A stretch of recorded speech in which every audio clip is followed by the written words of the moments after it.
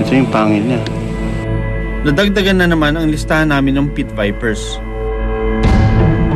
Pero wala pa rin ang mailap na buday o ang white viper ng Batanes. Kumukonti na yung araw namin dito, kaya nagpasya kami lumipat ng ibang isla. Dadalhin kami ng aming paghahanap sa isa pang isla. Pagbiyahe namin papuntang Ivana, napansin namin yung mga kalsada na sa gilid ng bundok.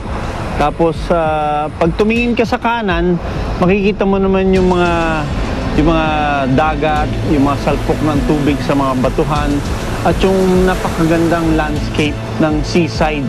Yun yung unique dito sa Batanes.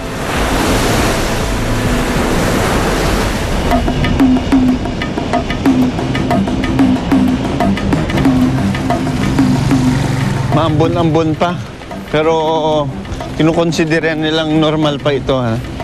Excited kami punta dun sa isang isla na tinatawag nilang Sabtang kasi mas kukunti ang tao doon, tapos mas dense yung forest doon, at sana makita namin dito yung white viper ng Batanes. Ito yung safety natin.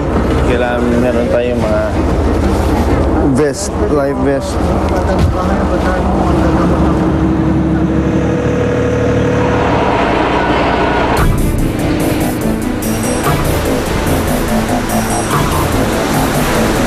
May reputasyon ang katubigan ng Batanes na masungit at mapanganib.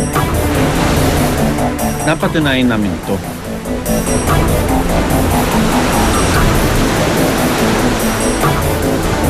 Nakasakay na ako dun sa bangka, nakakwentuhan ko yung mayor. At sabi niya, may panahon daw na parang mas mataas pa yung alon dun sa bangka, pero hindi pumapasok yung tubig kasi nga yung design niya. Ang feeling ko doon, parang kang sumasakay ng roller coaster na tataas, bababa. Habang lumalapit tayo sa isla, mas lalong gumagrabe yung alon.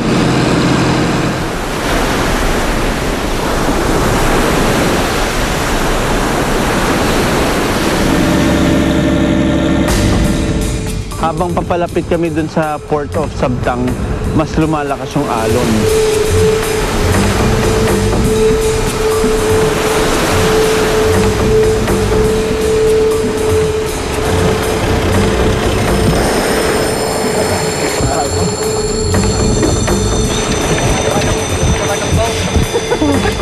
Okay Galing ng bubong ng mga motorsiklos nila dito, pawid, native na native.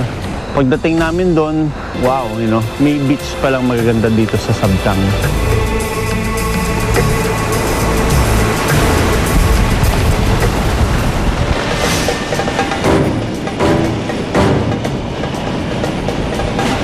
Para makaabot ka dito, may mga rough road kang dadaanan.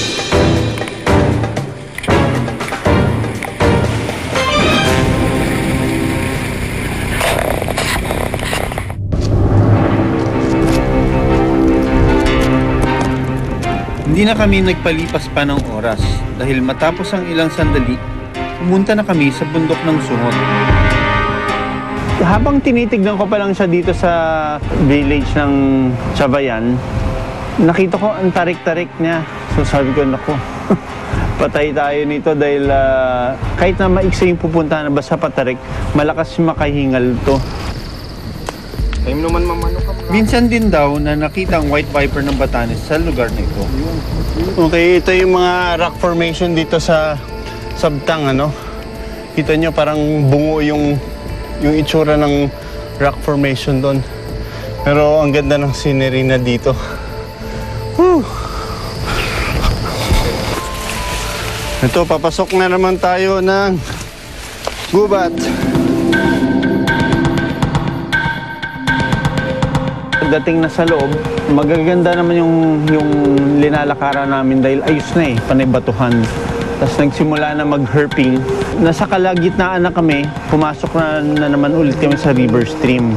Kasi yon yung habitat na gusto ng mga Batanes pit viper o yung tinatawag na buday. Na-enjoy ko yung landscape ng forest niya, no? Kahit mahirap yung kanyang terrain, kakaiba naman yung gandang nakikita natin dito. Oh, ang galing, may railing pa, oh. Natural.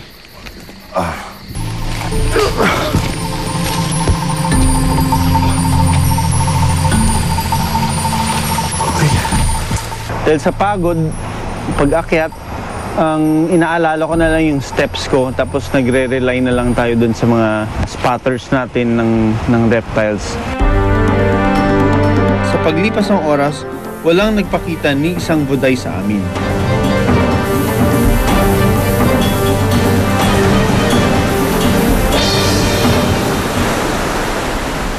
Alas 4 ng madaling araw. Kailangan natin mag-prepare. Pagkakataong ito, madilim pa lang naghanda na kami dahil gusto naming maabutan ng mga buday pauwi sa kanilang mga tinataguan. Binalikan namin ang Mount Sungot.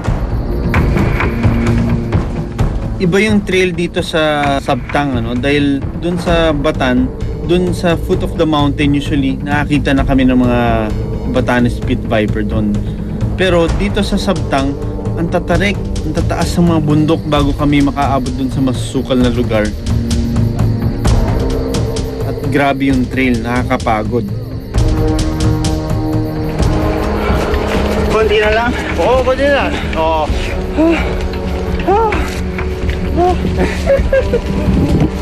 Kahit pa daw. Alas 5 ng umaga. Tingnan natin kung nandito pa rin yung population ng Batanes Pit Vipers. Ilang oras na naman ang lumipas, wala pa rin ang white viper ng Batanes. Maya-maya pa, may nakita na rin kami sa wakas.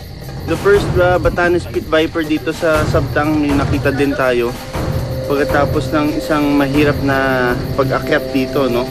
Nakita din, medyo nawawala na kami ng pag-asa dahil nasanay kami sa Mount Iraya at saka Mount Matarom. Walang paakyat pa lang dun sa bundok. Nakita na kami. Pero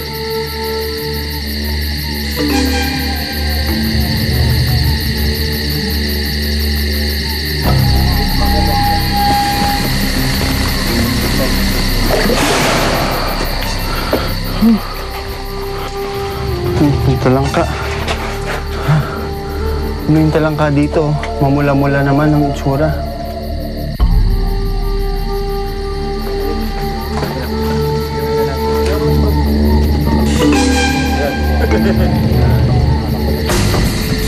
Sa wakas may nakita din kami yung viper, no? Pero kakaiba yung kulay niya. Medyo yung pagkadilaw niya madumi.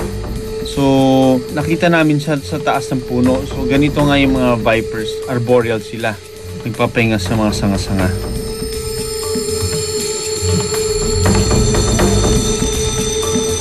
Ito, no?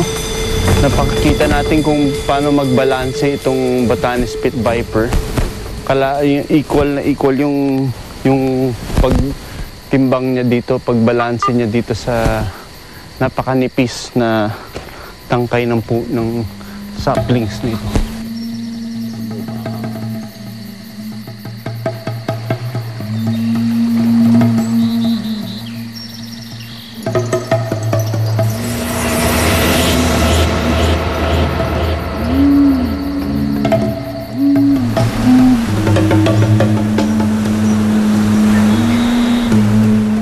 Wow, swerte! Finally nakakahanap ako ng Pit Viper at kakaiba pa yung kulay niya.